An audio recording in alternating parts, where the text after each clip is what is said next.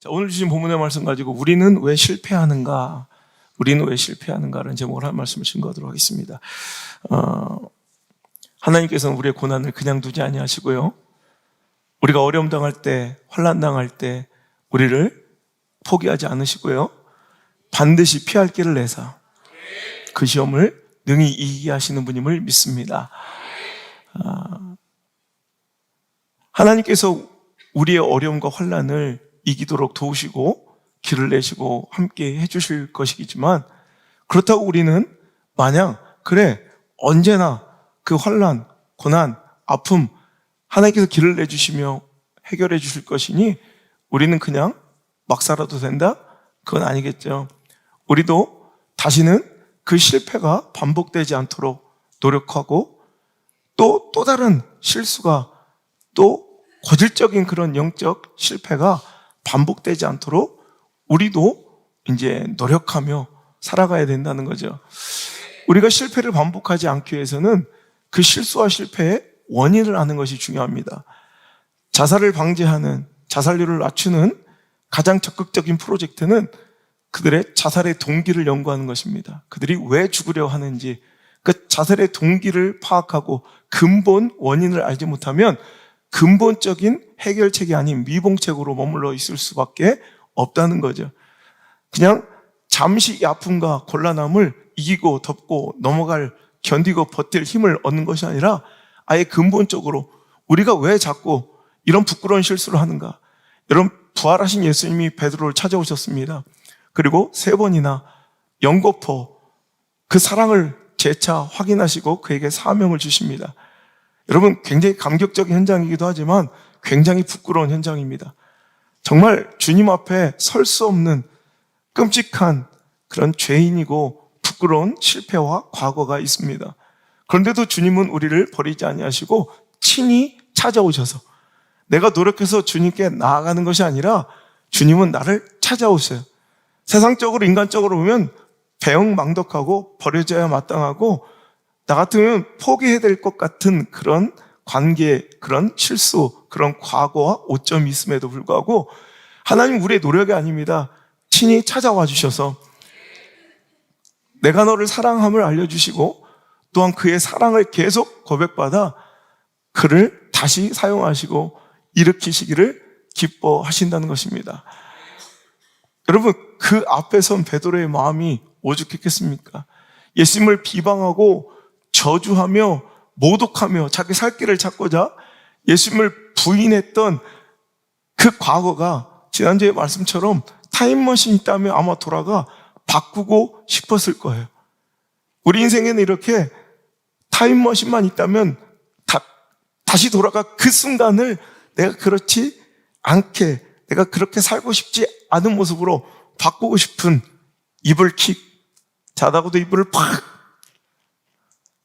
되게 난 그 공감 가는 말이에요. 이불킥 한다고 그러죠. 자도 그 생각만 나면 팍 그냥 이불을 박차고 일어날 수밖에 없는 그런 기억들이 있죠. 여러분, 오늘이 언젠가 미래에 다시 돌아오고 싶은 타임머신을 타고 돌아오고 싶은 그날이라고 그랬죠. 오늘도 우리 삶의 선택과 결정이 그런 실패로 또 점철되지 않도록 오늘 우리는 하나님의 말씀 통해 지혜를 받아야 합니다. 그는 3번이나 예수님을 부인하게 돼요. 자, 그런데 그런 실수는 또 어떻게 시작됐는가? 자, 이제 더 파고 들어가는 거예요. 자, 우리는 왜 실패했는가? 즉, 베드로의 실수와 실패 인생을 보면서 우리도 똑같은 실패와 실수를 베드로처럼 살아가면 우리도 얼마든지 할 수 있다는 것을 깨닫고 우리는 근본적으로 그 실수와 실패를 아예 막아보자는 거예요. 자, 오늘 본문의 말씀이, 자, 그 실패가 왔던 오늘 부끄러운 예수님께 너나 사랑하니, 너나 사랑하니, 너나 사랑하니. 예, 제가 정말 고개 들지 못할 죄인이지만 부끄럽기 짝이 없는 실패자지만 정말 씻을 수 없는 과오가 있는 인간이지만 내가 주님 사랑하는 것만큼은 진심입니다. 정말 주님이 아시잖아요. 나 주님 사랑합니다. 그래, 내 양을 치라. 자, 이 이야기는 예수님이 어떤 실수? 그가 닭 울기 전에 3번이나 난 저런 인간 알지 못해, 난 저런 인간 알지 못해, 난 저 인간 몰라 라고 3번 부인했던 그 실수, 인함이죠. 그럼 그 실수는 언제 막을 수 있었겠는가? 오늘 본문의 말씀으로 또 거슬러 올라가야 합니다. 자, 마태복음 26장 31절, 예수님께서 그 실수와 실패를 예언하십니다. 다시 한번 읽어볼게요. 시작. 그때 예수께서 제자들에게 이르시되 오늘 밤에 너희가 다 나를 버리리라. 기록된 바 내가 목자를 치리니 양의 떼가 흩어지리라 하셨느니라. 그러나 내가 살아난 후에 너희보다 먼저 갈릴리로 가리라. 베드로가 대답하여 이르되 모두 주를 버릴지라도 나는 결코 버리지 않겠나이다. 예수께서 이르시되 내가 진실로 내게 이르노니 오늘 밤 닭 울기 전에 내가 3번 나를 부인하리라. 베드로가 이르되 내가 주와 함께 죽을지언정 주를 부인하지 않겠나이다 하고 모든 제자도 그와 같이 말하니라. 아멘. 자, 26장 31절로 35절까지 읽었죠. 그런데 오늘 이 이후로 같은 장 안에서 여러분 26장 마지막을 보면 그 실수 75절 이에 베드로가 예수의 말씀이 닭 울기 전에 내가 3번 나를 부인하리라 아침이 생각나서 밖에 나가서 심히 통곡하니라. 자, 오늘 이 실패가 정말 일어난 것이 오늘 정말 이 한 장에서 일어난 거죠. 자, 그가 아마 타임머신 타고 돌아가서 막고 싶었던 그 끔찍한 부끄러웠던 과거, 그 이전에 오늘도 예수님께서 오늘도 그에게 경고하신 말씀이에요.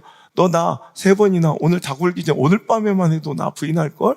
다 떠나갈걸? 목 잘리는 양처럼 다 흩어질걸? 그랬더니 오늘 베드로는 오늘 그의 이렇게 항변하죠. 다른 사람은 모두 주를 떠날지 버릴지 몰라도 나는 결코 버리지 않겠나이다. 아니야, 너 닭 울기 전에 3번이나 나를 부인할 거야. 그랬더니 또 베드로가 이르되 내가 와 진짜 내 진짜 맹세 내가 죽을지언정 난 주님을 떠나가지 않아요. 결코 주를 버리지 않아요. 내가 죽어도 주님 버리지 않아요. 자, 오늘 그의 실패의 원인이 보이십니까? 오늘 우리가 왜 실패하고 왜 실수하고 또 넘어진 줄 알아요? 자기 자신을 확신하고 믿을 때. 여러분, 오늘 여기서 우리의 실패의 대부분이 시작된다는 거예요. 늘 얘기합니다. 신앙은요, 나를 믿는 게 아니에요. 오직 하나님만 믿는 거예요. 내 자신을 절대 신뢰하면 안 돼요. 나 자신을 믿으면 안 돼요. 근데 대부분의 사람들이 자기 믿음과 신앙을 굉장히 확신해요. 여러분, 우리가 과연 믿을 만한 존재인가? 근데 특별히 우리 조국교회 한국교회 성도들은 자기 자신의 신앙을 굉장히 신뢰해요. 오늘 여러분 베드로가 오늘 이 말씀 할 때 내가 조금만 지나봐라. 내가 너를 배신할 거야. 이런 마음으로 했을까요? 아니에요. 진심이에요. 정말 진심이에요. 진심. 많은 사람들이 사역 중에 신앙생활 중에 이렇게 항변하고 호소하는 것을 자주 보게 됩니다. 목사님, 제 진심을 모르시겠어요? 제 진정성을 못 느끼세요? 저 진짜 그렇게 생각해요. 진짜 열심히 해요. 맞아요. 당신 진심 알아요. 진정성도 알아요. 근데 여러분, 신앙생활은 진심으로 하는 게 아니에요. 여러분, 세상의 가치는 진심이면 돼요. 근데 신앙은 진심 갖고 안 돼요. 진리를 따라야죠. 근데 많은 사람들이 자기 진심과 진정성이면 신앙생활 잘하고 있다고 생각해요. 그리고 그 자기 자신의 지금 신념, 가치, 믿음, 그 경륜, 그리고 내 다짐, 결단, 내 의, 굉장히 확신하고 믿는 경향들이 있더라는 거예요.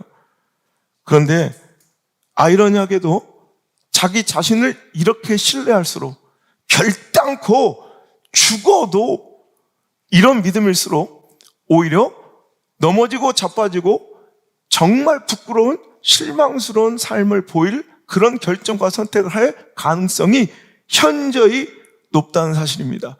오히려 어떤 사람들이 여러분 오히려 실수와 실패를 반복하지 않는 줄 알아요? 사도 바울처럼 나는 죄인 중에 괴수입니다.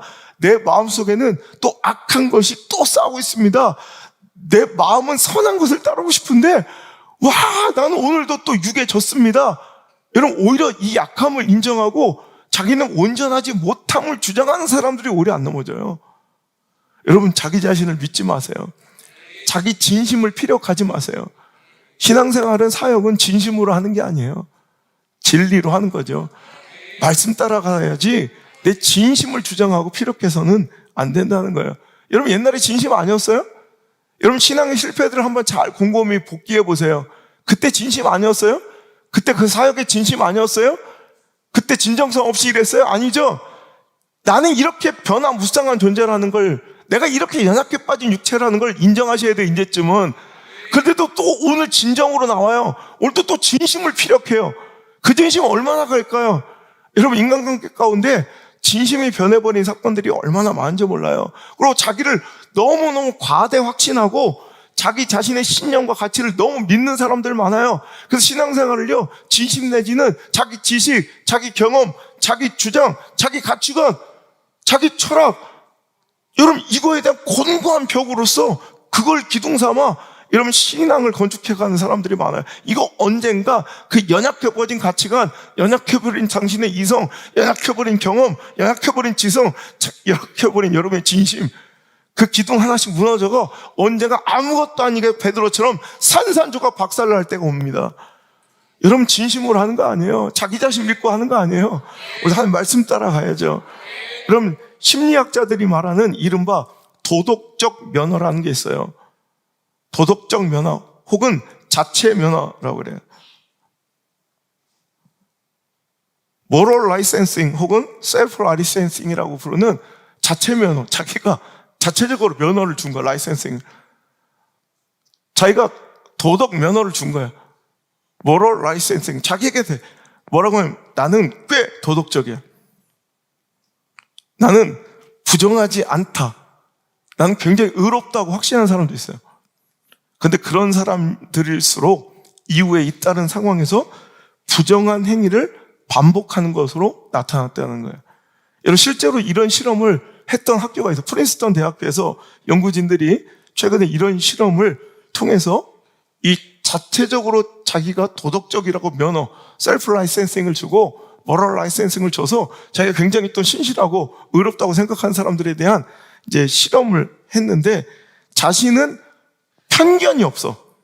자신 굉장히 되게 객관적이고 보편적이고, 단 편견이 없고 누굴 선입견으로 대하지 않아. 뭐 이렇다고 주장하고 당당히 선언한 사람들이 오히려 정치적 성향들을 봤더니 오히려 정확하지 않은 견해를 드러내는, 그러니까 팩트 체크가 안 된 이 페이크 뉴스, 가짜 뉴스들의 자율성, 이거에 막 흠뻑 빠져 있는 사람들이 오히려 자기는 되게 편견 없다고 생각하는 사고들이 굉장히 강하다는 거예요. 우리 교회도 몇 명 있어요. 아주 막 말도 안 되는 가짜 뉴스에 빠져가지고 막 그런 거 보면서 나한테 이거 목사님 아냐고 막, 그러면서 그 사람들은 난 되게 객관적이고 난 되게 편견이 없는 사람이라고 주장해. 난 프린스턴 대학에 연구하기 전에 나는 알았어. 목회 속에서 그 돈 들여서 연구할 것도 우리 교회 와봐. 겁나 많아, 그런 것들. 여러분, 나는 아니야. 나는 달라. 나는 절대 그러지 않을 거야 라고 생각하고 여러분이 오늘 말하고 주장할지 모르겠지만, 설사 그것이 오늘 정말 당신의 진심이었더라도 오히려 그런 자들일수록 실패하고 실수할 가능성이 더 큰 위험군이라는 걸 기억하시고 나를 믿지 마십시오. 내 판단을 신뢰하지 마십시오. 오늘 내 진심을 오늘도 너무 믿지 마십시오. 우리는요, 내가 인지하고 지각하고 내가 판단하는 것이 되게 옳다고 생각해. 지식이 있던 없던, 학력이 높던 낮던 하여튼 똑같아요. 자기가 굉장히 다 똑똑하고 자기 판단은 충분한 근거에 의해서 자기는 분명한 팩트 안에서 자기는 사실을 주장한다고 다들 주장하니까 싸움이 일어나는 거예요. 그럼 내 판단과 결정이 진짜 다 맞을까요? 여러분, 스탠퍼드 대학교의 로지 세퍼드 교수의 정말 유명한 실험이에요. 심리학에서는 한번 보여줄까요? 여러분 그냥 여러분이 보세요. 어떤 책상이 더 길어요? 오른쪽이 더 길어요? 확실해요? 이게 로지 세퍼드 교수의 우리의 주의맹이라는 주의 맹인할 때 맹. 우리가 얼마나 맹인 같은 삶인지 이 실험이에요. 이게 우린 100%다 오른쪽이 길다고 생각해요. 근데 보세요. 답을 알려줄까요?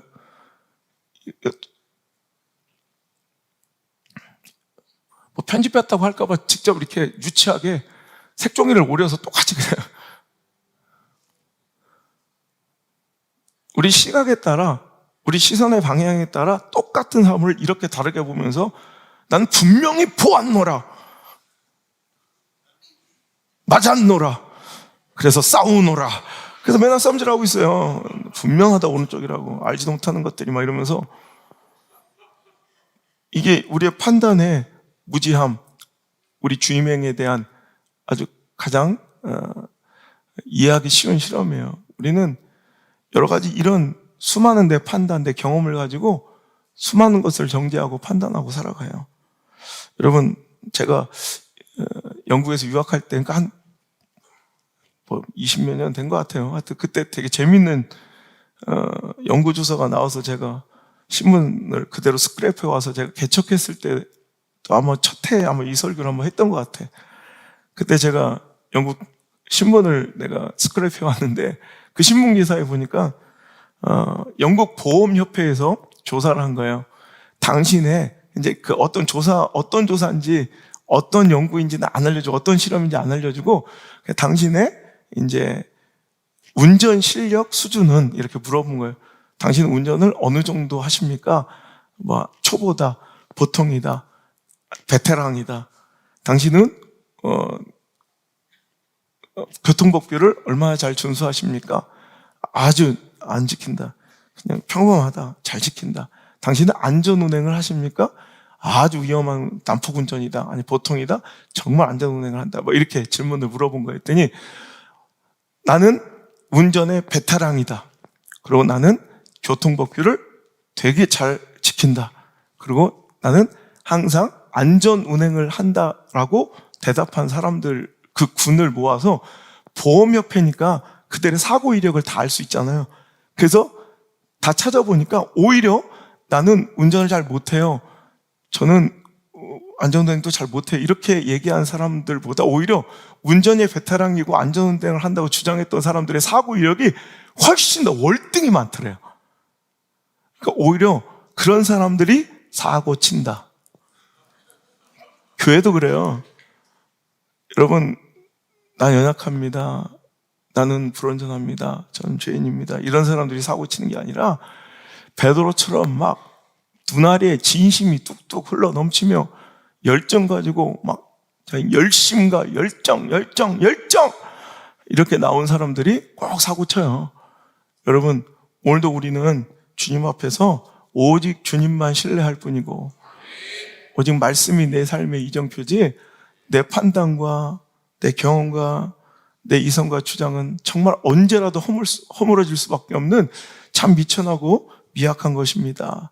오늘도 이렇게 고백하며 우리의 육신은 약해 빠졌습니다. 약한 육신을 신뢰하면 실수할 수밖에 없고 실패할 수밖에 없습니다. 라는 것을 인정하며 육체를 자랑하고 신뢰하는 것, 이것이 얼마나 위험한 것이며 스스로 실수와 실패의 구렁텅이에 자신을 쳐넣는 것임을 기억하시고 여러분, 육체를 자랑하고 자기의 진심과 진정을, 자기의 판단과 자기의 결정을 신뢰하는 것은 가장 어리석은 자의 모습이라고 성경은 또 기록되어 있어요. 여러분, 잠언서의 전체 주제가 뭐예요? 여호와를 경외하는 것이 지식의 근본이다. 잠언서 1장 7절, 이것이 바로 잠언서 전체 가장 지혜로운 그 책, 지혜를 전달하는 잠언서의 그냥 가장 핵심이 이거 여호와를 경외하는 것이 모든 지식의 근본이거늘. 그 다음에 나오는 거 봐요. 미련한 자는 지혜와 훈계를 멸시하느니라. 그죠? 오히려 지식의 근본이 여호와를 경외하는 거야. 여호와를 신뢰하는 거예요. 근데 미련한 자는 그 지식, 하나님의 말씀과 훈계를 멸시하는 사람은 어리석고 악한 자다라는 거예요. 또 잠언서 3장 5절 6절에도 너는 마음 다하여 여호와를 신뢰하고, 누구를 신뢰하래요? 너의 진심과 진정을 신뢰하래요? 너의 열정과 순수함을 신뢰하래요? 아니에요. 우리 육체는 언제든지 여러분 움직이고 깨질 수밖에 없는 진심이라니까. 그때 진심이었다고 여러분 주장하지 마요. 내가 확실하다고 여러분 선포하지 마요. 여러분 진정성을 피력하지 마요. 여러분 정말 너는 마음 다하여 여호와를 신뢰하고 네 명철을 의지하지 말라. 여러분 어떤 것이 지혜냐면 마음을 온전히 다 여호와만을 신뢰하고 내 지식, 내 명철을 의지하지 않는 거예요. 너는 범사에 그를 인정하라. 그리하면 내 길을 하나님께서 지도하여 주시리라 이거예요. 원래 이게 안전한 방법이지. 원래 수많은 사람들이 자기 경험을 또 자기의 기획력을, 자기 분석력을, 다수결의 집단 지성을 의지해서 하나님을 경외함보다, 하나님의 지도하심보다 그것을 더 안전하게 여기며, 오늘도 교회들이 수많은 믿음의 또 사역의 공동체들이 오늘도 그것들을 더 신뢰하고 살아가고 있지는 않은가. 여러분 하나님을 의지하고 말씀을 더 의뢰하고 그분의 지도하심과 인도하심을 더욱더 갈망하는 우리들이 돼야 할 줄 믿습니다. 잠언서 12장 15절에 미련한 자는 자기 행위를 바른 줄로 여기나 지혜로운 자는 권고를 듣느니라. 결국 여러분 나를 지혜롭다고 여길 것이 아니라 권고를 들어야 돼요. 하여튼 권씨만 나와봐. 애기는 무조건 권고니까 들어야 돼요. 어떤 영화제 그때는 틀리고 지금은 맞다. 내용보다도 하여튼 그 제목이 웃기잖아. 그때는 틀린데 지금은 맞다. 그게 우리 인생일 수도 있다는 거예요. 그때는 맞았는데 지금은 틀리다. 이게 우리 인생이에요.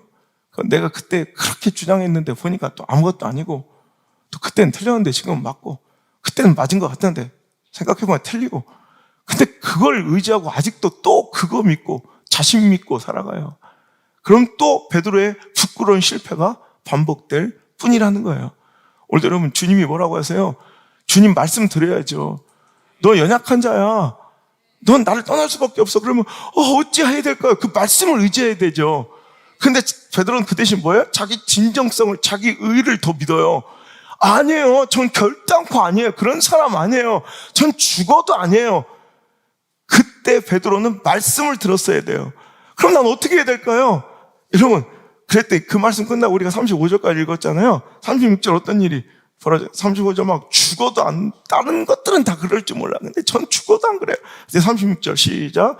이에 예수께서 제자들과 함께 겟세마네라는 곳에 이르러 제자들에게 이르시되 내가 저기 가서 기도할 동안에 너희는 여기 앉아 있으라 하시고 베드로와 세베데스의 아들을 데리고 가실새 고민하고 슬퍼하사 이에 말씀하시되 내 마음이 매우 고민하여 죽게 되었으니 너희는 여기 머물러 나와 함께 깨어 있으라 하시고 조금 나아가 얼굴을 땅에 대시고 엎드려 기도하여 이르시되 내 아버지와 만일 할만하시거든 이 잔을 내게서 지나가게 하옵소서. 그러나 나의 원대로 아버지 원대로 하옵소서 하시고 제자들에게 오사 그 자는 것을 보시고 베드로에게 말씀하시되 너희가 나와 함께 1시간도 이렇게 깨어 있을 수 없더냐.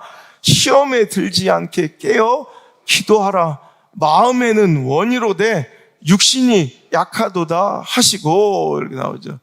여러분 보세요. 자기 자신의 진정과 열정을 주장했던 베드로는 잠시도 깨어 주님과 기도조차 못해요. 근데 뭘 목숨을 버리고 결단코를 외쳐요. 예수님은 그 진정성을 주장하고 자기 열심을 오늘도 피력하기 전에 오히려 하나님의 말씀을 더 신뢰해서 난 넘어질 수밖에 없는 인간이구나. 시험에 들지 않게 깨어있어 기도해야 되겠구나. 이랬으면 되는 거예요.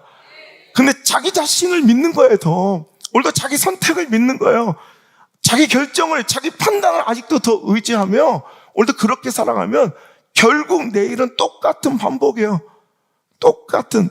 데자뷰처럼 똑같이 반복되는, 여러분, 똑같은 부끄러움, 실패, 똑같은 주님의 회복. 여러분, 언제까지 그것만 반복할 거예요? 전진해야죠. 이제 성장하고 나아가야죠. 여러분,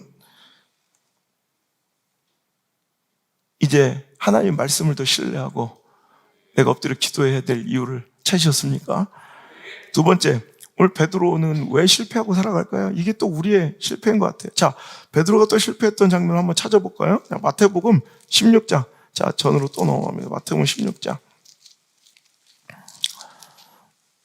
21절부터 한번 읽어볼게요. 자, 시작.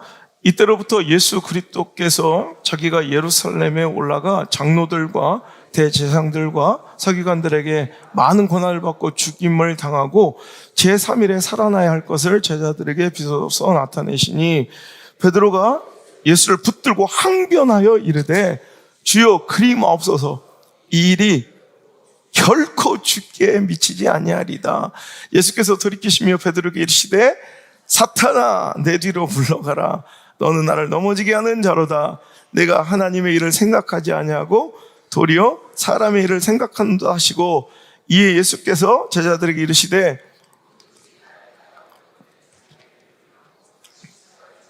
나를 따를 것이니라. 베드로는 또 실패의 씨앗을 심고 있어요. 자, 아까 자기 자신을 신뢰하고 믿을 때 실패의 씨앗을 심는 거예요. 반드시 실패를 맺어요. 오늘 여러분, 그가 또 실패하는 원인을 찾으셨습니까? 그는 감정과 관계에 치우쳐 신앙생활을 할 때 반드시 또 실패해요. 자, 오늘도 베드로가요, 사탄 소리를 듣는 장면이에요. 아, 끔찍하죠? 주변 사람들한테 오해받아 사탄이라는 이단이라는 소리 들어도 찝찝한데, 이건 100%예요, 100%. 예수님이 너 사탄이래. 와, 이건 천청변력이야. 23절 한번 읽어볼게요. 혹시 나에게 하는 소리는 아니신가? 한번 들어봅시다. 시작. 예수께서 돌이키시며 베드로에게 이르시되 사탄아 내 뒤로 물러가라, 너는 나를 넘어지게 하는 자로다. 네가 하나님의 일을 생각하지 아니하고 도리어 사람의 일을 생각하는도다 하시고. 여러분, 이거 하나님께서 나에게 하시는 말씀이에요, 아니에요? 오늘도 하나님께서 나에게 하시는 말씀일 수도 있다는 생각이 들죠. 오늘도 베드로가 왜 사탄 소리를 들어요? 예수님을 넘어지게 할 뻔했다는 거예요. 근데 그 이유가 뭐예요? 왜 베드로가 사탄이에요? 예수님 말씀하시죠. 왜 베드로가 사탄이에요? 네가 하나님의 일을 생각하지 아니하고 도리어 사람의 일만 생각하니 사탄이에요.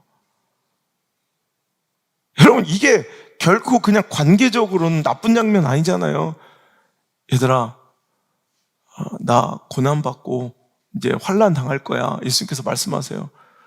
이에 예수님을 너무너무 사랑했던 제자 베드로는 결코 그 일이 당신에게 미치지 않도록 내가 맡겠습니다. 어떤 수를 써도. 되게 아름답고 뭉클한, 이거 세상 영화는요, 이거 굉장히 멋진 의리가 담겨진 이런 작품이 될 수도 있잖아요. 사나이들만의 의리. 결코 그런 일을 당하지 않을 것입니다. 제가 반드시 맡겠습니다. 근데 그때 예수님은 베드로에게 사탄이라 말씀하시고 뒤로 물러가. 넌 나를 넘어지게 하는구나. 너는 하나님의 일은 생각하지 아니하고 너는 꼭 맨날 사람 관계에 치우쳐, 그 감정에 치우쳐 맨날 교회생활, 신앙생활 하는구나. 그럼 여기 사탄들이 수두룩한 거예요.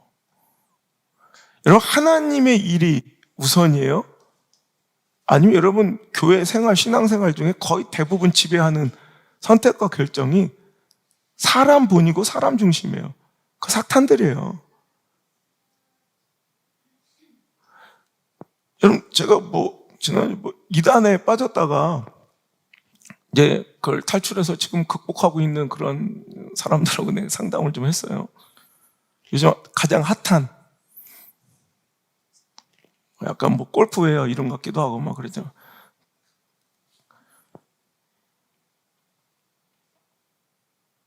너무 답답한 거예요. 거기서 정말 하나님의 말씀을 들었고 하나님만 예배했대. 그죠? 근데 이게 뭔지 모르겠다는 거예요. 이것이 어제도 전문가 얘기 들어보니까 가장 고민하는 문제가 그거래. 그냥 잘못된 거예요. 무조건 잘못된 거예요. 보세요. 결국 그것이 누구를 위한 일이었냐. 성경 가지고 얘기하고 정말 아무리 하나님 찬양하고, 야 근데 나 깜짝 놀랐어요. 어떻게 그것이 알고 싶다 봤어요? 와, 우리 각성해야 돼요. 이 정도 찬양 갖고 안 돼. 와, 막 아이돌 스타드만 불이야, 막 후, 막 내 백무사 불렀어 자는 거. 야 들어와봐. 너 저 정도는 해야 돼. 뭐예요? 후, 막 이러면 와, 우리 각성해야 된다. 한번 봐요.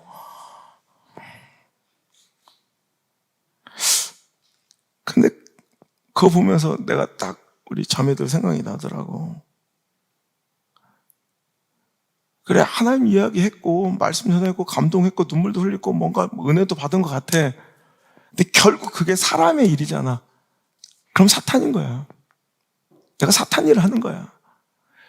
아무리 거기서 뭐 진짜 찬양을 했고 뭐 예배를 했고 하나님 말씀만 들었고, 그래서 결국 사람의 일을 도모한 거야. 여러분, 꼭 JMS만 이단이 아니라 뭐 그럼 십자가 붙이고 공식 교단 안에 등록한 데들은 다 괜찮은 거예요? 난 여기에도 충분히 이단적 요소가 있을 수 있다고 생각해요. 여러분, 교회 생활 열심히 하는 사탄들이 있어요. 충성된 목사의 오른팔 되는 사탄이 있어요. 그리고 지들끼리 관계질하는 사탄들 많아요.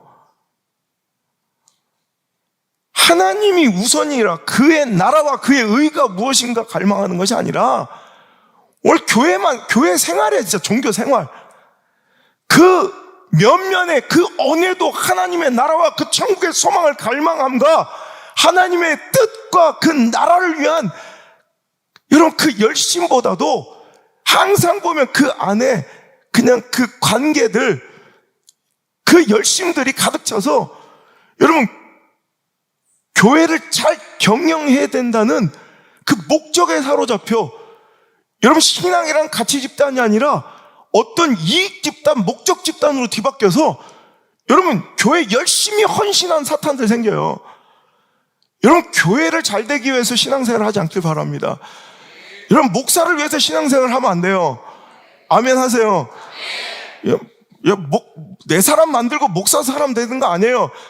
여러분 이것도 내가 용기 있게 선포할 판인데 니들은 뭔데 니들끼리 그렇게 끼리끼리 놀아. 이것도 끔찍하고 무서운 일인데 당신들은 뭔데 거기서 그따위로 놀아.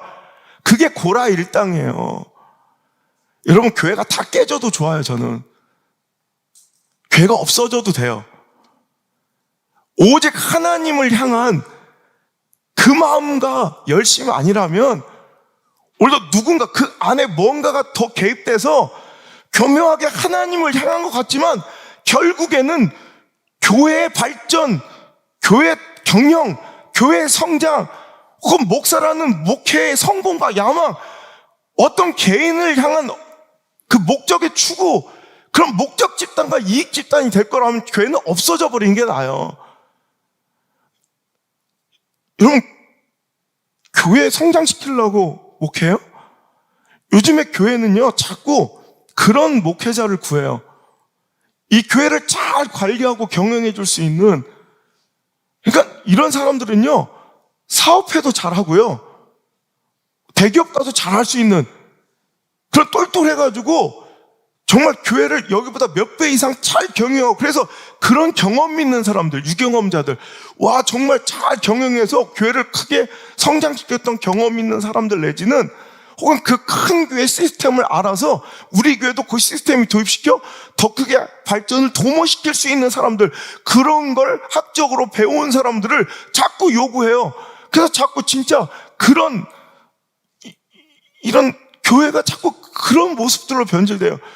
그 사람이 얼마나 하나님 향한 갈망이 있고 하나님에 대한 순전함이 있고 자기 자신을 쳐서 복종할 수 있는 그 마음과 열정이 있고 언제라도 하나님 사인 주시면 모든 걸 내려놓고 다 모든 걸 내려놓고 진짜 하나님 뜻을 위하여 사도 바울이 뚜벅뚜벅 걸어갔던 그 죽음의 길로 향할 수 있는지 순교의 길로 향할 수 있는지 그거 면접에서 물어보는 거 한 번도 못 봤어요. 여러분 우리 정신 똑바로 차려야 돼요. 교회 생활 열심히 한 사탄 되지 말고요. 목사에게 충성 다한 사탄 되지 말고요. 교회 내 즐겁게 살아가는 니들 사탄 되지 말고요. 망할 놈의 사탄들 많아.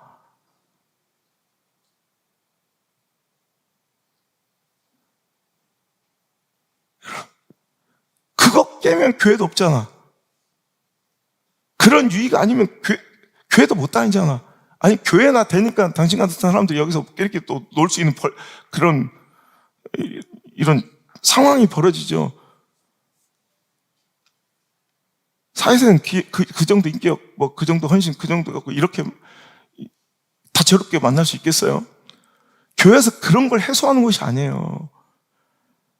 먼저 그의 나라와 그의 의를 구하라.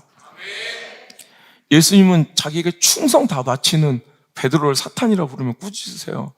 오늘 여러분 감정적 판단과 인간 관계 중심적인 신앙이 얼마나 무섭고 두려운가를 여러분 말씀해요. 제가 그래서 늘 저는 교회 성장과 좀 위배되는 설교를 자꾸 많이 하고 어느 정도 선을 그으려고 하는 이유가 그래요.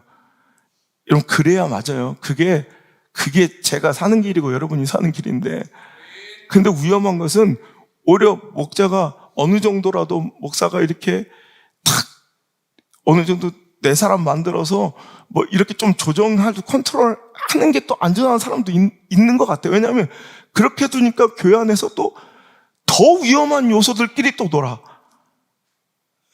굉장히 위험한 거예요. 오늘도 여러분 이건 뭐 누가 막 강요할 것도 아니고 이게 똑같은 교회 안에 이단이에요. 내가 정말 교회 나올 때 하나님 나라와 그 의 그게 가장 내 삶의 본의인지 아니면 다른 것들이 되게 많이 개입되어 있는지 그럼 점검하시고 그거 반복하면 똑같은 인생 돼요. 똑같은 인생. 그거 충족되지 않으면 얼마든지 교회 깨고 얼마든지 말씀 깨고 얼마든지 하나님의 뜻이라는데도 하나님의 뜻을 위배하고 반대할 수 있는 적그리스도적 삶을 살아갈 수 있는 것이 나일 수도 있다는 거. 오늘도 열심 다하는 헌신 다하는 충성스러운 사탄 될 수 있다는 거 기억하시고 오늘도 감정으로 신앙생활 하지 마시고 이런 감정적 이 선택들, 결정들이 얼마나 행동들이 위험한지 성경 속에 얼마나 많아요. 가인 보세요. 감정 때문에 망한 인생이에요. 그죠? 그 감정을 감정적 판단으로 동생 때려 죽이잖아요. 사울 보세요. 감정 때문에 망하는 거예요. 관계 때문에 망하는 거예요. 하나님이 세우신 하나님의 사람이 하나님의 뜻과 상관없이 뭐예요? 질투라는 거, 관계라는 것이 개입되자 다윗 찔러 죽이려고 여러분 하나님 나라 위해서 쓰임받아야 될 사울이 뭐 하고 있어요? 그 귀한 꽃다운 시간을 다윗 찔러 죽이느라고 쫓아다니느라고 모두 다 허비해버리고 여러분 하나님 나라와 그 의를 위해서 하나도 쓰임받지 못해요. 여러분 이런 일이 교회 안에는 없는가 생각해보라요. 오늘 내가 사울처럼 오늘 하나님 나라와 그 의를 위해서 헌신하고 여러분 하나님께서 부르셨을 때는 구원의 이유는 아무것도 없다고 그랬죠. 우리가 구원받을 만한 어떤 이유도 없어요. 근데 구원의 목적은 있다고. 나를 먼저 의롭다 부르셔서 나를 통해 이루시는 하나님의 목적, 그 나라를 위해서 우리가 쓰임받아야 되는 그 수많은 이 목적들이 있는데 그런 건 하나도 관심 없어. 교회 나와서 온전히 내 감정대로, 내 필요대로 관계 누리고 이익 누리고 그러니까 어느 순간 신앙생활조차도 교회조차도 가치 집단이 아닌 이익 집단, 목적 집단이 돼버렸어요. 난 이게 너무 불쾌하고 불행해요. 여러분 감정대로 행동할 때 이 엄마들의 실수가 그래요. 똑같은 행동인데도 아이가 놀다가 시간을 놓쳐가지고 학원을 늦었어. 그날 동창회 갔는데 자기 괴롭히고 되게 힘들게 했던 그 동창이 그땐 공부도 되게 잘해가지고 똑똑한 척하고 막 그랬는데 걔가 홀딱 망했다는 소리 듣고 지가 훨씬 잘 된 걸 봐서 막 기분이 겁나 좋아. 막 얼마 전에 남편이 사준 샤넬백 짝퉁인데 안 걸렸어. 그거 다 알아. 집에 가서 자기들끼리 얘기해. 막 그러고 들어왔어. 너무 기분 좋아. 막 너무. 근데 그때 학원에 있어야 돼. 애가 그때 들어와. 너 학원 안 갔어? 어머 깜짝 놀라. 윤수랑 놀다가 내가 내 시간. 다음부터 그러지 마요. 알았어. 얼른 씻고 가. 갔다 오면 엄마가 맛있는 간식 만들어 놓을게. 그래. 그 다음 주에 또 똑같이 윤수랑 놀다가 학원 갈 시간 10분을 늦어서 또 들어왔어. 엄마, 나 윤수랑 놀다가 10분 돼서 빨리 씻고 갔다. 이 새끼야, 피노만 쌍놈 새끼 지혜비 닮아가지고 막, 이 피노만 새끼 막 이러면서 똑같은 행동인데도 감정 따라 그 대응이 달라요. 그러면 여러분 어떻게 되겠어요? 애가 눈치 보는 애가 돼요. 어떤 원리와 원칙이 없이 항상 눈치 보면서 일관성 없는 행동하는 조직의 낙오자가 돼요. 여러분, 이거 오늘도 여러분 하물며 자식 교육 하나 시키는 것도 그럴진데 이런 목회자가 감정적으로 관계에 휘둘려서 목회하면 어떻게 되겠냐고. 여러분 신앙생활 마찬가지예요.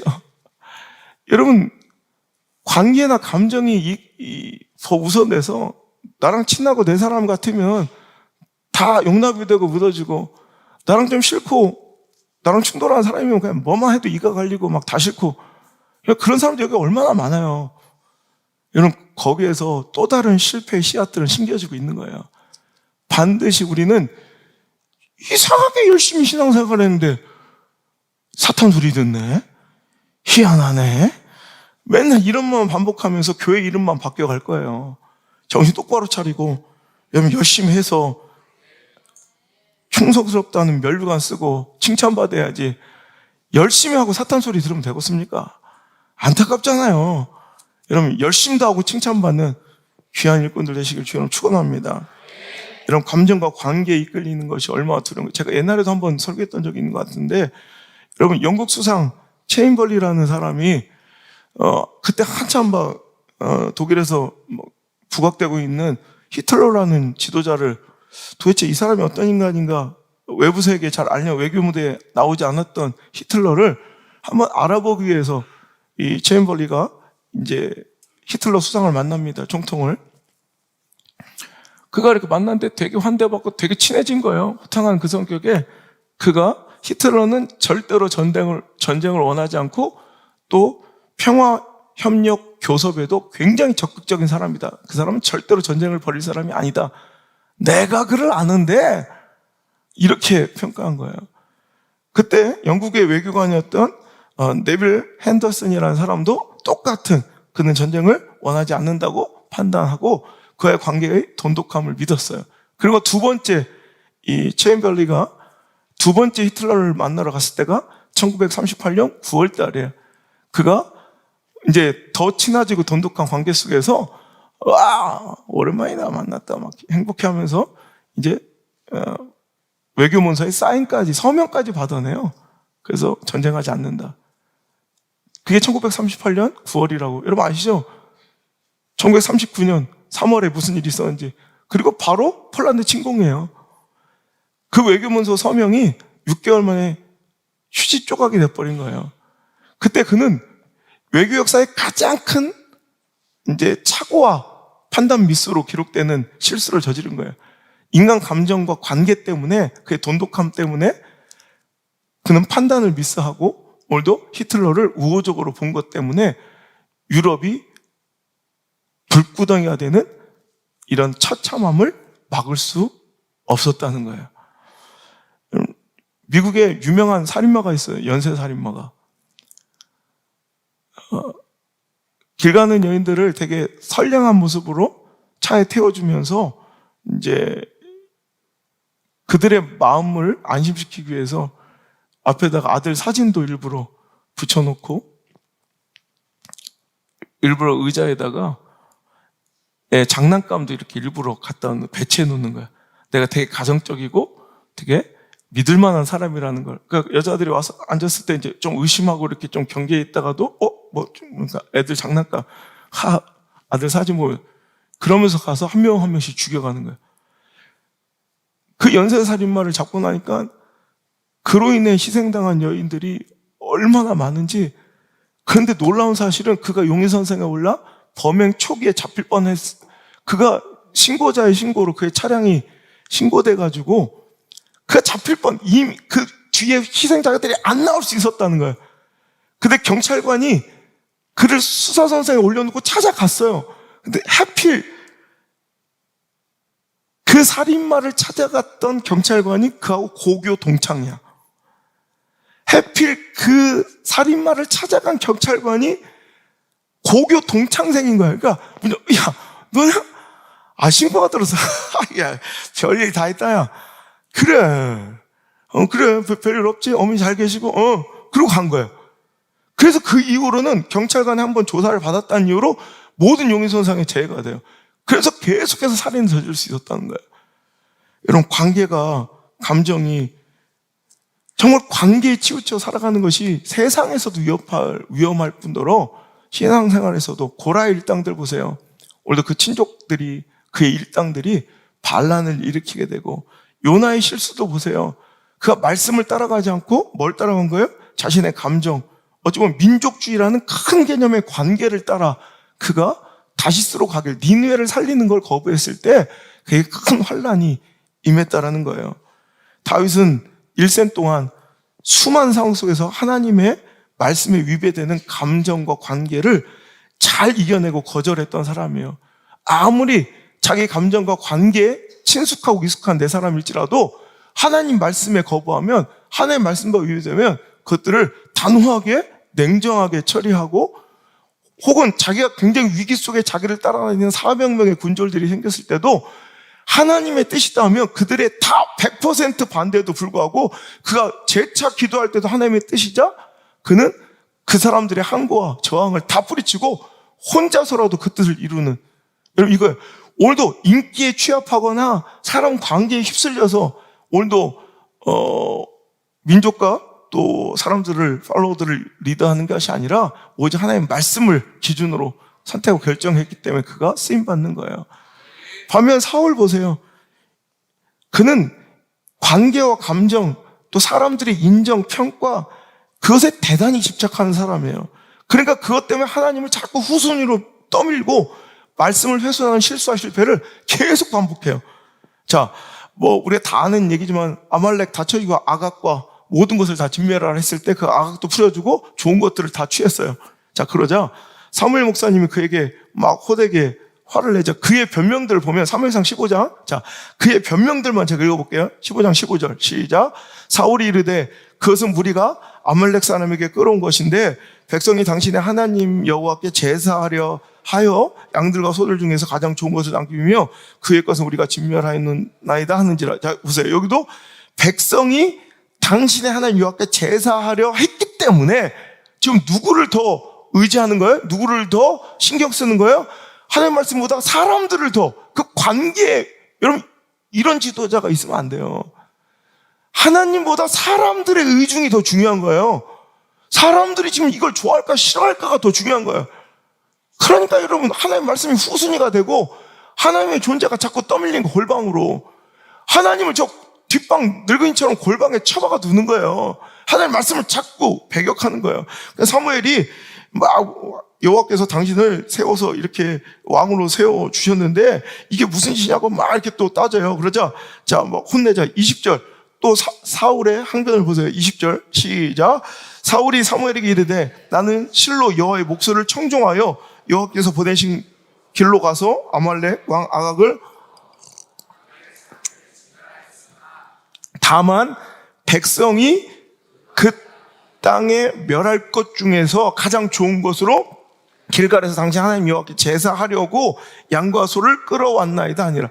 그러니까 내가 정말 하나님의 말씀을 잘 하였습니다로 끝나야지. 하였으나 이렇게 돼요. 항상 열심히 제가 웬만한 건 잘 말씀 순종하는데 누구누구와 관련된 거, 혹은 어떤 사람과 관련된 거, 어떤 내 감정과 관련된 것만큼은 건들지 마세요라는 거예요. 이거 사람들에 의해서 자기가 왕됐다고 생각하는 거예요. 그들의 인정과 그들의 지지로 자기가 왕자를 유지한다고 생각해요. 이거 대단한 착각이에요. 하나님께서 세우셔야 왕되는 거죠. 여러분, 교회가 여러분 우리들의 화합과 화목으로 유지된다고 착각하면 안 돼요. 차라리 그럴 것 같으면 차라리 교회 문 닫아버려야 돼요. 저 딴 교회 가버려야 돼요. 저 개척해야 돼요. 여러분, 제가 정말 진심으로, 저도 수많은 선택과 결정 가운데 있잖아요. 여러분 알지 못하는, 항상 제가 가장 염두하고 유념하는 게 이거예요. 제발 저도 정말 제가 관계와 감정에 휩쓸리지 않고 하나님의 뜻을 중심으로 선택할 수 있도록 기도해 주시고, 전 그렇게 해왔거든요, 지금까지.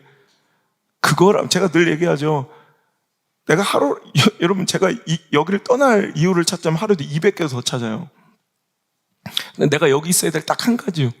하나님의 콜링.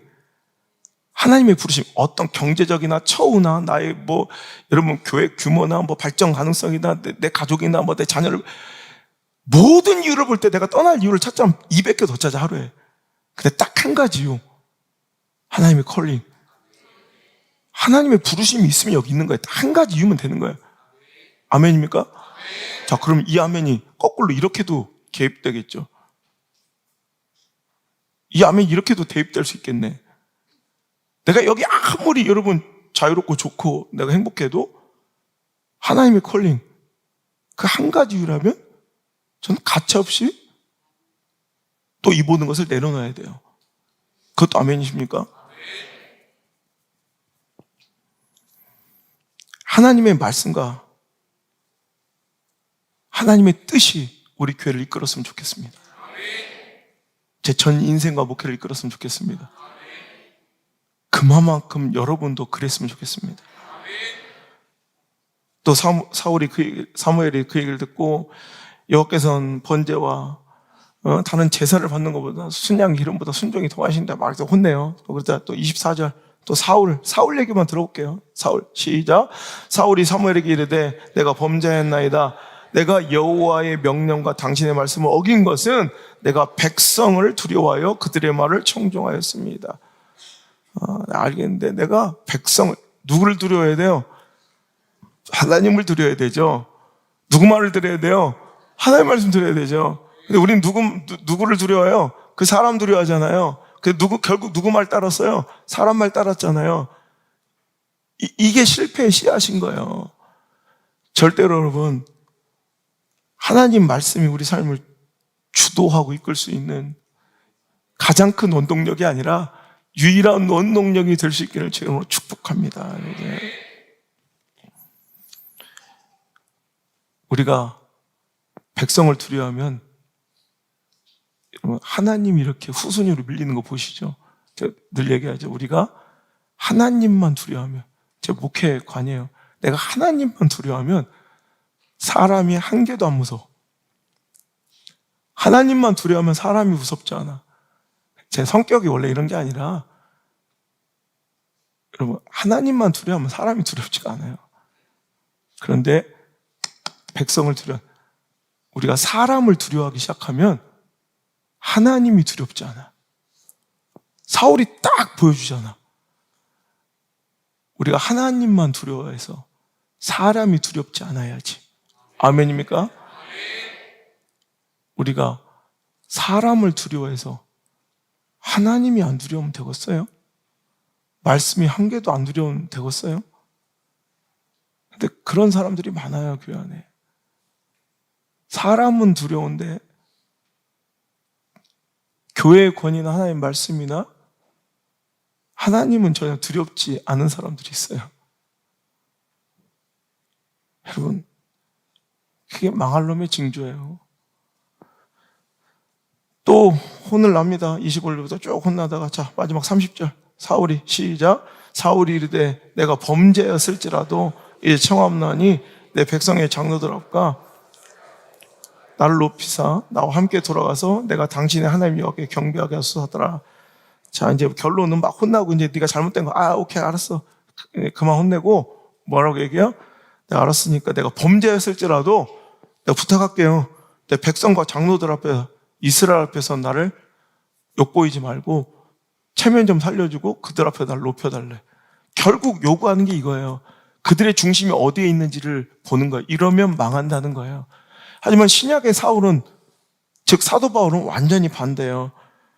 오직 성령이 이끄심, 주님의 뜻을 쫓아 사람 간의 정의나 관계에 집착하지 아니하고 사역하기에 하나님 나라의 역사에 큰 족적을 남기는 위대한 사역자가 된 줄 믿으시길 바랍니다.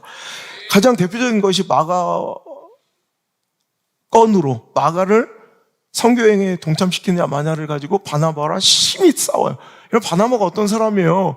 여러분, 자기가 목회 현장에 다시 이런 사용될 수 있도록 가장 큰 통로가 되었던, 정말 내 인간적으로는 정말 잊을 수 없는 은인 중에 한 명이에요. 그런데 선교 여행을 떠났는데 마가가 도망쳐버리고 일을 책임감 없이 했어. 그런데 그는 조카인 마가를 데려가지. 안 돼요. 그것 때문에 심히 싸워서 결별해버려요. 하나님의 뜻이 아니면 아닌 거예요. 자기는 아닌 건 아닌 거예요. 그래서 신라 만나서 이제 다음 선교 여행을 이어가는 거예요. 근데 결국 또 거꾸로, 그런데도 불구하고 또 나중에 이렇게 막 꼴도 보기 싫은 마가야. 그러다 하나님 나라에 쓰임받고 그가 변화되니까 정말 모든 과거를 다 잊어버리고 또 그를 불러 또 크게 마지막엔 또 사용해요. 하나님의 뜻, 내 감정과 관계가 우선이 아니라 하나님 나라의 유익, 하나님의 뜻이 가장 우선되는 사람. 이런 신앙이 멋진 거예요. 맨날 질질 그질그질하게 감정 깔려, 관계끼리 끌려다니고 이런 거 안 좋아요. 여러분, 그가 또 사도행전 20장에 성령님에 매여 예루살렘에 가 죽음의 이제 순교의 현장으로 달려갈 때, 여러분 정말 너무너무 헤어질 수 없어. 우리 알잖아요. 자, 22절 읽어볼게요. 시작. 보라, 이제 나는 성령에 매여 예루살렘으로 갔는데 거기서 무슨 일을 당할지 알지 못하노라. 오직 성령이 각성해서 내게 증언하여 결박과 환난이 나를 기다린다 하시나, 내가 달려갈 길과 주 예수께 받은 사명 곧 하나님의 은혜의 복음을 증언한 일을 마치려 하면은 나의 생명조차 조금도 귀한 것으로 여기지 아니하노라. 보라, 내가 여러분 중에 왕래하며 하나님의 나라를 전파하였으니 이제는 여러분이 다 내 얼굴을 다시 보지 못할 줄 아노라. 아멘. 그는 오늘도 25절에 에베소 교회 장로님들과 작별 송별식을 하는데, 오늘 내가 하나님의 뜻을 쫓아 성령의 감동을 쫓아가면 다시는 이 정든 사람들하고 못 만날 길이에요. 헤어져야 돼. 얼마나 가슴 아프고 힘든 일이에요. 그런데도 불구하고 그는 단호하게 성령의 감동을 쫓아 오늘도 기꺼이 그들과 헤어지고 오늘도 하나님의 일을 하러 가더라는 거예요. 여러분, 사도 바울은 이전에 참혹한 인생의 실수가 있었죠. 적그리스도적 만행을 감행하며 가장 하나님의 역사에 예수님의 그 귀한 이 복음의 사역에 가장 대치되고 가장 충돌했던 적그리스도적 삶을 살았잖아요. 그런 인생의 과오와 실수가 있는 사람들은 절대로 다시는 영적 실수, 실패를 반복하지 않기 위해서 오늘 보세요. 결단코 자신을 믿지 않고 내 안에 오늘도 싸우고 있는 이 육적인 마음의 유혹을 인정하고 자신의 불온전함을, 여러분, 또 쓰러질 수 있음을 인정하고 그때마다 일으켜주실 하나님의 도우심을 기대하고, 여러분, 회복하고 일어나길 기대하며 오직 말씀과 성령의 인도하심만을 의지하고 살아갔기에 여러분 그의 위대한 사역이 존재할 수 있었다는 거예요. 우리 여러분, 예수님께서도 우리에게 말씀하셨던 것처럼 주장하지 마. 진심을 주장하고 내 열심을 여러분 피력하지 말고 내 자신을 믿지 말고 기도하고 감정에 지배받지 말고 관계에 휘둘리지 말고 정말 말씀조차 살아가시는 그런 귀한 진짜 배기 예수쟁이들, 자기 부인하라는 거예요. 관계를 부인하고 내 감정도 부인하고 오직 자기 십자가 질 수 있는 예수님 따라가는 진짜 배기 예수쟁이들 될 수 있기를 주님으로 축복합니다. 자, 세 번째 베드로의 실수, 이것이 또 우리의 반복된 실수가 아닌지요. 마태복음 14장, 자, 두 장 마태복음입니다. 자, 14장 26절부터 읽겠습니다. 이 32절까지 시작. 제자들이 그가 바다 위로 걸어오심을 보고 놀라 유령이라 하며 무서워하여 소리 지르거늘 예수께서 즉시 이르시되 안심하라 나니 두려워하지 말라. 베드로가 대답하여 이르되 주여 만일 주님이시거든 나를 명하사 물 위로 오라 하소서 하니 오라 하시니 베드로가 배에서 내려 물 위로 걸어서 예수께로 가되 바람을 보고 무서워 빠져가는지라 소리질러 이르되 주여 나를 구원하소서 하니 예수께서 즉시 손을 내밀어 그를 붙잡으시며 이르시되 믿음이 작은 자여 왜 의심하였느냐 하시고 배에 함께 오르매 바람이 그친지라. 여러분 물 위를 걷는 정말 인류 역사상 위대한 장면이에요. 그가 두려워했다가 내니 안심하라 두려워하지 말라 예수님만 보고 주님만 바라보고 주님을 향할 때는 물 위도 그 풍랑 위를 걷는 기적이 일어났어요. 근데 곧 그는 물에 빠져 허우적거리는 실패, 정말 초라하게 처참하게 허우적거리는 신앙의 실패를 그는 경험하더라는 거예요. 여러분 찾으셨죠? 주님 바라볼 때는 괜찮은데 우리가 뭘 바라볼 때는 바람을 바라보고 일렁이 있는 파도를 바라보면 우리는 무너질 수밖에 없다는 거예요. 자, 오늘도 오라 하시니 베드로가 배에서 내려 물 위를 걸어서 예수께로 갈 때 29절 안전한 거예요. 근데 30절 다시 한번 읽어볼게요. 시작. 바람을 보고 무서워 빠져가는지라. 여러분 보세요. 예수님 볼 때는 괜찮아요. 주만 바라볼 때는 괜찮아요. 근데 뭘 보니까? 바람을 보고 풍랑을 보니까 무서워 빠지는 거예요. 오늘도 우리가 왜 실수하고 실패하는가? 세 번째, 상황을 보지 말고 주님을 바라보라 이거예요. 우리가 상황을 보면 실패해요. 형편을 보면 믿음이 약해져요. 오늘도 여러분 내 환경을 보면 우린 무너져요. 주님 바라봐야 돼요. 여러분 환경에 만족했던 적이 있어요? 박성수님? 상황이 온전했던 적이 있어요? 형편이 넉넉했던 적이 있어요? 없어요. 우리 상황과 형편 바라보면 무조건 무너져요. 또 처참하게 초라하게 자존감 낮게 살아갈 수밖에 없어요. 주님 바라볼 때는 나를 뒤덮을 것 같은 그 풍랑을 발로 짓밟고 걸어가는 자가 돼요. 위대한 승리자로서 당당한 인생을 살아간다고요. 근데 우리는 자꾸 시선이 가요.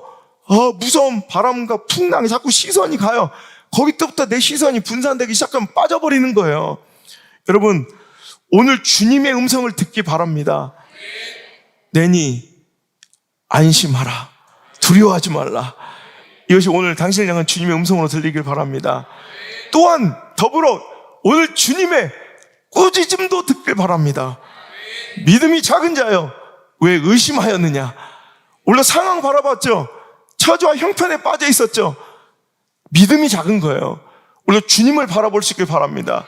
환경과 처지에 내 마음을 싹 뺏겨버렸다면 다시 그 눈을 들어 주님 바라보십시오. 그것이 살 길입니다. 여러분 정말 위대했던 구약의 선지자 엘리야가 열왕기상 18장에 갈멜 산상에서 850대 1로 바알과 아세라 선지자와 맞짱 떠서 불이 내리고 3년 반 동안 비가 내리지 않았던 그 건조가 메마른 땅에 막 비가 쏟아져 내리는 놀라운 기적을 경험했습니다. 이런 얼마나 능력 있는 종이에요. 정말 뭐 무서울 게 없을 것 같아요. 그런데 바로 다음 장 19장에 그는 처참하게 실패하고 이런 모든 사역 다 내려놓고 자살하려고 하는 이런 처참하고 초라한 장면이 나와요. 아니 18장과 19장이 다른 사람 같아. 이름만 숨기면 이건 다른 사람 같아. 어쩌다 이런 일이 있었는가 한번 잘 보세요. 19장 1절 시작. 아합이 엘리야가 행한 모든 일과 그가 어떻게 모든 선지자를 칼로 죽였는지를 이세벨에게 말하니 이세벨이 사신을 엘리야에게 보내 이르되 내가 내일 이맘때에는 반드시 내 생명을 저 사람들 중 한 사람의 생명과 같게 하리라. 그렇게 하지 아니하면 신들이 내게 벌 위에 벌을 내림이 마땅하니라 한지라. 그가 이 형편을 보고 일어나 자기 생명을 위하여 도망하여 유다에 속한 부엘세바에 이르러 자기의 사안을 그곳에 머물게 하고 자기 자신은 광야로 들어가 하룻길쯤 가서 한 로뎀 나무 아래 앉아서 자기가 죽기를 원하여 이르되 여호와여 넉넉하오니 지금 내 생명을 거두시옵소서. 나는 내 조상들보다 낫지 못하나이다 하고. 자, 강력했던 영적 지도자, 무서울 것이 없었던 엘리야.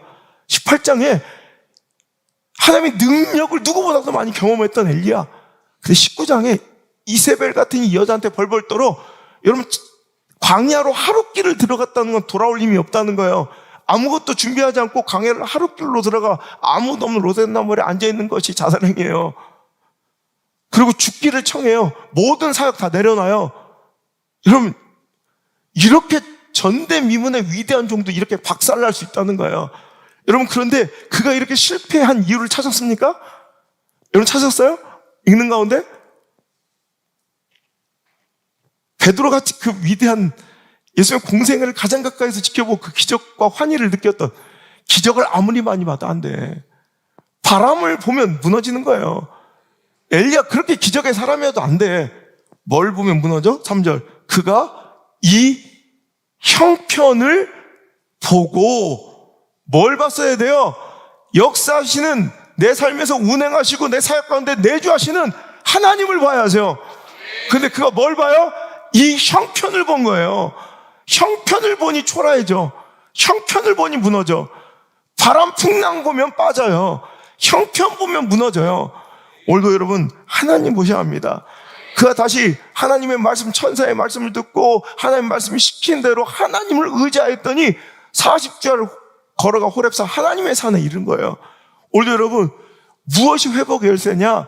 오늘도 환경이 더 극대화되고 처지와 환경이 더 열악해도 상관없어요. 우리 그것 때문에 망하는 게 아니라 오늘도 내가 주를 바라보는 하나님의 말씀을 다시 청종하고 하나님을 향하는 내 인생의 지표가 방향성이 바뀌면 그때부터 회복이 돼요.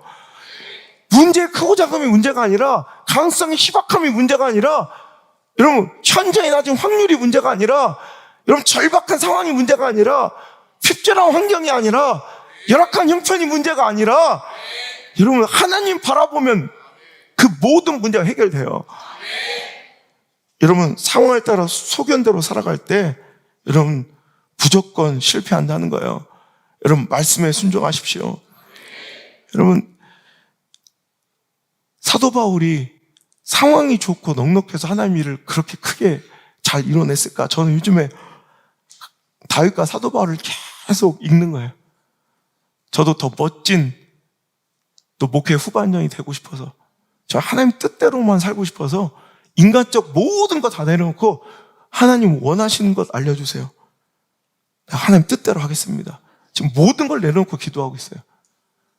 그때 사도 바울과 다윗이 저의 영적 롤 모델이에요. 사도 바울이 특별히 계속 사도 바울 연구해요. 사도 바울이 형편이 좋았냐? 가능성이 높았냐? 환경이 넉넉했냐? 근데 그는 어떤 상황에서도 주를 봐요. 로마서 8장 35절. 여러분 한번 찾아볼까요? 로마서 8장 35절. 로마서 8장 35절. 자, 시작. 누가 우리를 그리스도의 사랑에서 끊으리요? 환난이나 공고나 기근이나 적신이나 위험이나 칼이랴. 우리 37절 시작. 이 모든 일에 우리를 사랑하시는 이로 말미암아 우리가 넉넉히 이기느니라. 아멘. 35절은 뭐예요? 환경을 보여줘요. 상황을 보여주는 거예요. 우리에게 환난, 공고, 박해, 기근, 적신, 위험, 칼 등 같은 상황이 찾아오면 상황을 보면 죽는 거예요. 근데 그는 뭘 봐요? 37절에 우리를 사랑하시는 예수 그리스도를 바라보는 거예요. 주를 바라보니 넉넉히 이길 수 있더란 말이에요. 그래서 고린도서 4장 8절 이하의 말씀처럼 우겨 쌈을 당해도 쌓이지 아니하고, 박해를 답답한 일 당해도 낙심하지 않고, 박해를 받아도 버림받지 않고, 거꾸로 뜸을 당해도 망하지 않는 이유는, 여러분 환경은 이렇게 우겨 쌈을 당하고 답답하고 막 그냥 거꾸로 뜸을 당하고 박해를 받아요. 환경이 좋아서가 아니라 이런데도 불구하고 오늘도 여러분 항상 예수의 생명이 내 육신 안에 담겨져 있기 때문에 그 모든 것을 넉넉히 이길 수 있는 거예요. 상황의 문제가 아니에요. 오늘도 베드로는 그래서 실패하는 거예요. 베드로는 자기 자신을 너무 신뢰하고 확신했어요. 그 진심으로 사역하려고 그랬어요. 근데 우리 진심은 나약해요. 상황에 따라 또 변질돼요. 그 진심 따라가지 말고 말씀 따라가고, 기도하면 하나님을 의지하셔야 돼. 기도도 못하니까 넘어지 시험 들잖아 결국. 두 번째로 여러분, 그가 사람의 관계나 정에 이끌려 사역을 열심히 하니 사단 소리 들으며 실패했어요. 우리도 관계나 감정이 아니라 오직 주님의 말씀이, 성령의 감동이 내 삶의 선택과 결정의 모든 기준 되시길 바라고, 예배의 목적, 신앙의 목적, 우리 교회의 근본적 목적 되기를 주님으로 축원합니다. 세 번째로는 상황 보고 처지 보고 형편 보면 오늘도 우리는 무너져요. 우리는 그러니 오직 주님만 바라보고, 형편과 상황과 가능성, 확률이 아니라 시대적 통념과 유행이 아니라 오직 하나님 바라보고, 그냥 하나님께 내 시선을 드리고 살아가면 어떤 거친 파도도 이겨나게 될 줄 믿습니다. 여러분, 인간이 많은 것을 보는 것 같아요. 근데 유명 과학 잡지에 실린 글을 보니까요, 우리 인간이 볼 수 있는, 그러니까 똑바로 볼 수 있는 우리 인간의 시야의 폭이 2도밖에 안 된대요. 그 2도라는 것은, 여러분 오른팔을 쭉 펴봐요. 이렇게 오른팔을 쭉 펴면, 그리고 엄지손가락을 이렇게 내밀어봐요. 그 엄지손가락, 내 눈과 이 당신의 엄지손가락 그 폭 있죠? 그게 2도래요. 그래, 당신들 여기 화면 있으니까 좋겠네. 자, 화면은 지금 내가 다 보는 것 같잖아. 그런데 엄지손가락을 쭉 펴서 화면 중간에 딱 놓고 그 엄지손가락만 딱 봐봐요. 엄지손가락. 그 옆에 것들이 잘 안 보이죠? 흐리죠? 그러니까 내가 진짜로 딱 볼 수 있는 게 딱 요 정도 2도래요. 그 나머지는 이렇게, 그러니까 보는 것도 훈련이래요, 이렇게. 그 나머지는 이렇게 정보들이 조합돼서 이렇게 보는 것처럼 보여도, 저는 설교할 때 이렇게 한 분 한 분 이렇게 보면 그 옆에는 또 안 보여요. 이렇게 흐리게 보이는. 전체적으로 보면 다 보는 것 같은데 실은 다 보는 게 아니래. 우리는 눈은 사진기가 아니라 딱 요 2도를 본대요, 2도를. 그러니까 여러분, 이 2도의 시선을, 우리가 환경과 상황도 다 보면서 주님도 볼 수 있을 것 같지만 그렇지 않다는 거예요.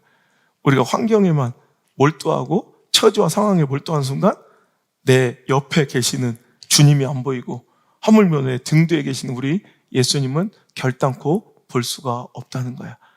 여러분 힘드세요? 깜깜해요? 낙심하세요?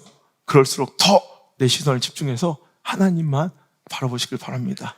그럴 때 놀라운 하나님의 은혜와 역사는, 회복은 일어날 줄 믿습니다. 자, 내 자신을 신뢰하지 않고, 주님, 우린 연약합니다.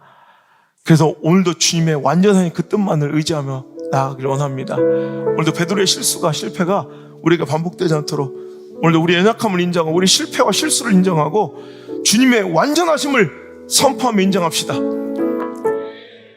주님, 또 부끄러운 실수와 실패가 반복되지 않았으면 좋겠습니다.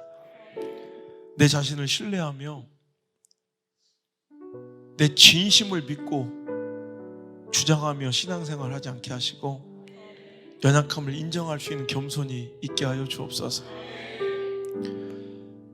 감정과 관계에 휩쓸려 신앙생활 하지 않고, 우리 교회가 오직 하나님이 머리 되시고 우리 가운데 임재하시며 운행하셔서 그 강력하신 인도하심에 이끌려가는 가장 수동적인 교회가 되기를 원합니다. 우리끼리 모여 즐겁고, 우리끼리 모여 정들고, 우리끼리 모여 필요를 채우고, 우리끼리 행복한, 우리끼리 정드는 만남 되지 않게 하시고, 우리의 온통 우리의 모든 목적과 관심은 하나님의 나라와 그의 의가 되게 하여 주시옵소서. 내 감정과 소견대로 선택과 결정할 때 결국 그것이 유익처럼 보이지만 산산조각나 또 다른 아픈 흉터가 되었던 적이 얼마나 많습니까?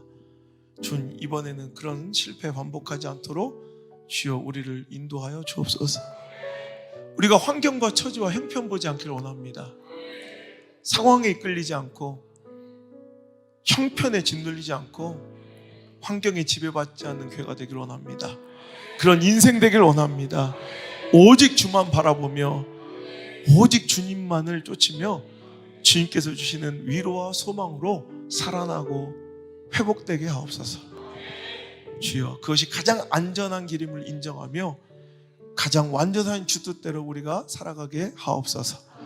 이제는 주 예수 그리스도의 크신 은혜와 하나님 아버지의 놀라우신 사랑과 성령님의 온전히 인도하시는 그 아름다운 섭리와 손길이 오늘 부끄러운 베드로의 모습 속에서 나의 자화상을 보며 다시는 동일한 실패를 반복하지 않기로 결단하며 나를 믿지 않고 주님을 신뢰하며 관계나 감정에 휩쓸리지 않고 하나님 말씀에 내 삶을 맡겨드리며 환경과 형편에 지배받지 않고 주님만 바라보기로 결단한, 그래서 기도하고 말씀만으로 오늘도 내 삶의 모든 스텝을 오늘도 결정하기로 선택한 우리 사랑하는 모든 성도들 머리 위에 그들의 모든 아름다운 믿음의 선택과 결정과 인생의 행보 위에 이제부터 떠나가지 마시고 1초도 떠나지 마시고 1초도 떠나지 마시고